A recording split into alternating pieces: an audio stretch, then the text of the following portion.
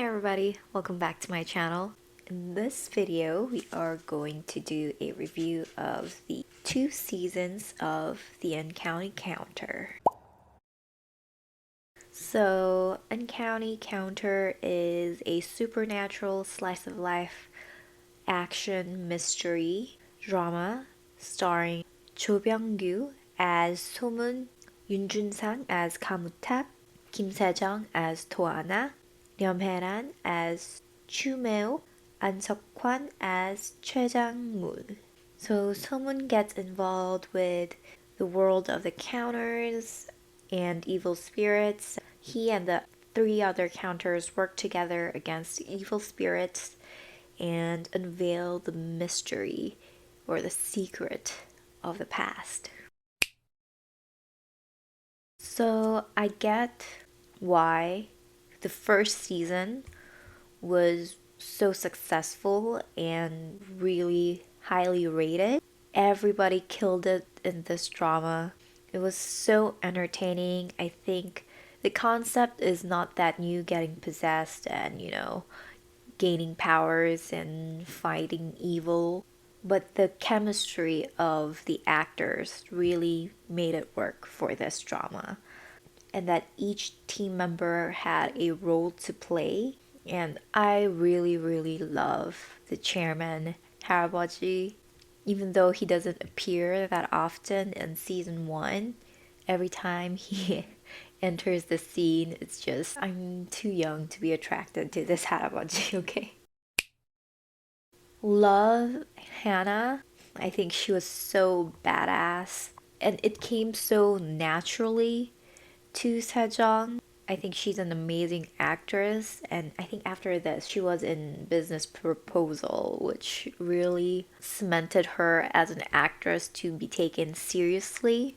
And the world building made sense. The rules of this world that they exist in and abide by when they have these powers, and how they're not caught even with those really bright, noticeable red tracksuits, that they have somebody really powerful to clean up their mess, and also that they have the ability to erase memories. How they got their power makes sense, and that the counters and their spirits have a contract and have rules that they have to follow in order to maintain that power. The action scenes were pretty good.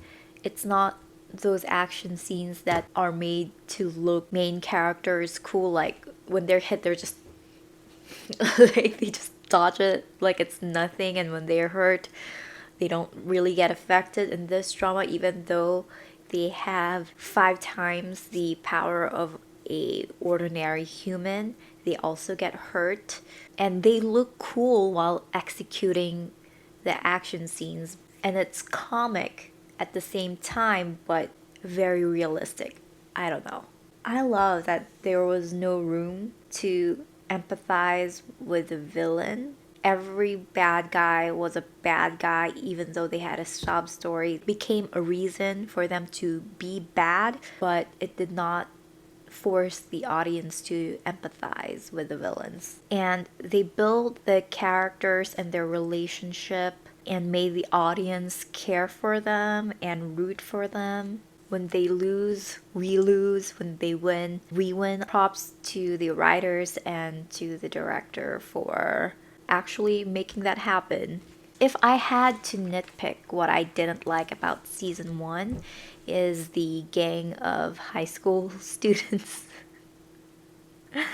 I think it was too extreme, and that maybe did not fit the whole vibe of the drama. And I think what happened to the son of the mayor is okay, but I get why Somun forgave him and has the ability to forgive him. But for his other 2 friends to empathize with him and be like that at the end, I think is the idealism in the drama. For the second season, it stars our same counters with the addition of Yoon-soo as Na Jokbong, and the evil counters starring Kang Gi-young as Hwang Pil-kwang, Kim Hyora as Kelly, Kim Hyunuk as Wong, and Kim Sun-gu as Ma Ju-seok.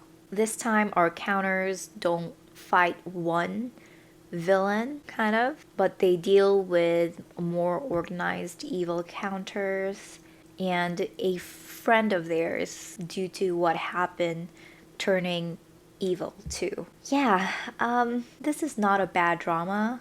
If it's like a standalone series, it's not that bad. It won't be a bad sequel either, but there is a season 1 to compare it to, and it's a sequel, and the prequel was just so much better.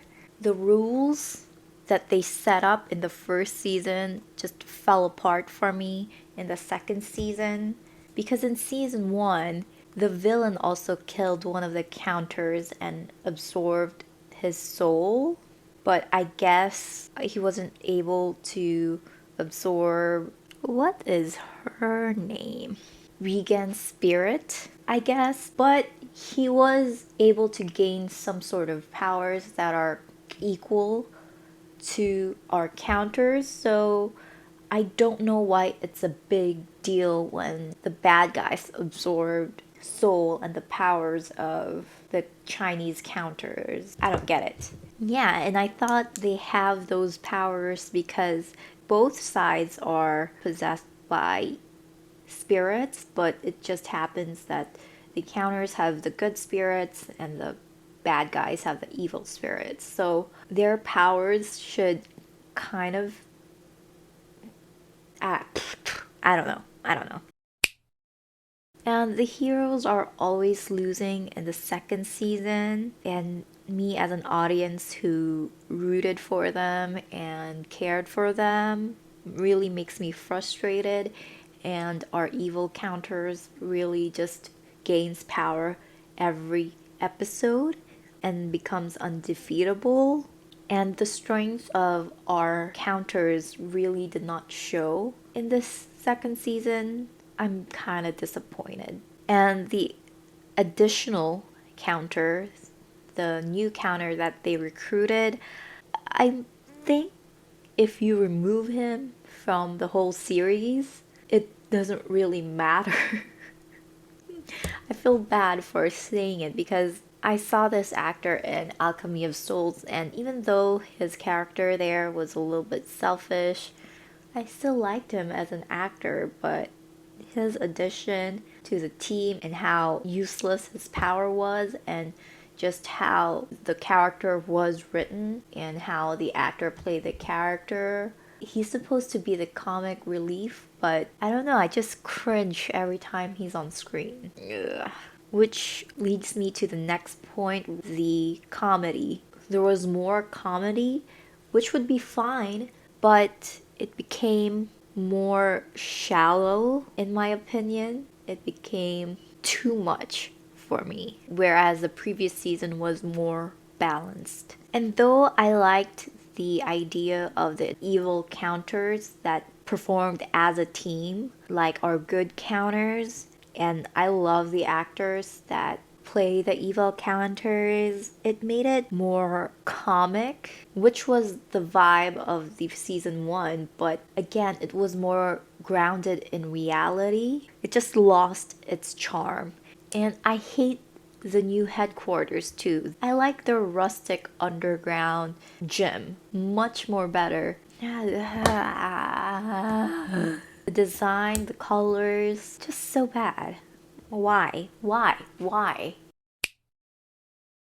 I love that they tried to have additional ways, new circumstance where a human can get possessed. That person can be a good person, but in that heat of the moment at that time, he might have the urge to kill someone. That might also be a factor where regular humans, good humans, can get possessed. But once he got possessed, it's not like he had no autonomy, right? He was still conscious and he was still making those decisions. He just got more help. He just got powers, which made him able to enact on revenge. And though I empathize in how bad his circumstances was and understood why he did those things, I think he got off too easily. You know, he should have been punished for his actions, but he still got a good ending. I wish that the punishment were still the same and Majusak taking accountability and responsibilities for his actions. And oh, one last thing, the edit. That edit, I'm gonna put it here.